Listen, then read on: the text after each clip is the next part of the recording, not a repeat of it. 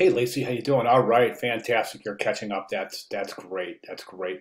Let's go ahead and jump right over to the work. I think that these are fantastic. You do a really good job of describing the relevance of the infographic, so that's fantastic. Right over here, this particular case, I think the key is a little too small. I think the color key is really small. Um, I mean, you should be able to refer to that quickly and accurately and get right back to looking at the map.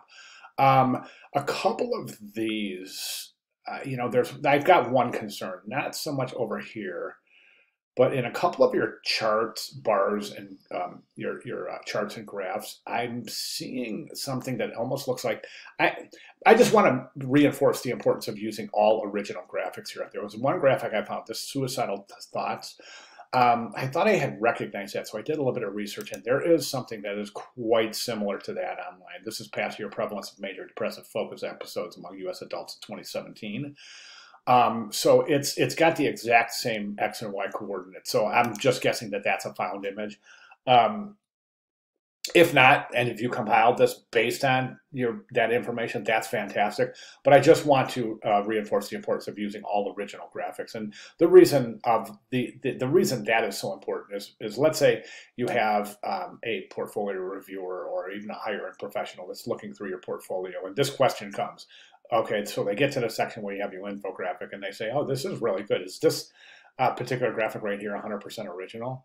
And if you say, yes, it is, then that is going to loan immediate credibility to you as a designer. If the answer is no, that's a found graphic, then it's going to point a little bit in the other direction, as will any indication of non-original graphics presented in a student portfolio. I think it's really, really of relevant importance. So this points to really originality, all right? So my recommendation is if you're using any found graphics at all, go ahead and transpose those into something that you create yourself. So in other words, go ahead and just create, use the statistics here, but create your own bar chart graphic and label it accordingly to something that you would make more sense, or something that's just not, directly applicable to the found graphic. Okay, does that make sense? And again, I'm not saying these are found graphics. I'm saying if they are found graphics, you definitely want to point these to a level of originality that would point to originality in the entire infographic, which points again to your credibility as a student designer in the situation where and when this gets reviewed by a portfolio reviewer or a hiring professional. Okay, but other than that, I think you've done a great job. My only concern is originality of graphics at this point.